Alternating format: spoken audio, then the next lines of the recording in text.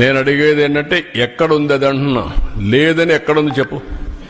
I'm asking straight question, ఎక్కడుంది? నీకు రహస్యంగా ఏమన్నా చెప్పారా? రాత్రి కల వచ్చిందా నీకు? నువ్వు నమ్ముకున్న దేవుడు చెప్పాడా? What are you talking? కాబట్టి మర్యాదగా చెప్తే వినాలి, అంతేగాని నేను నా ఇష్ట ప్రకారం ఆర్గ్యూ చేస్తాను అడ్డదుడ్డంగా అంటే కుదరదు. అవన్నీ all documents I'm placing before public. రేపు చార్జ్ షీట్ వస్తాను, అవి కూడా పెడతా. Every person in the state has to discuss about it, condemn, not only condemn.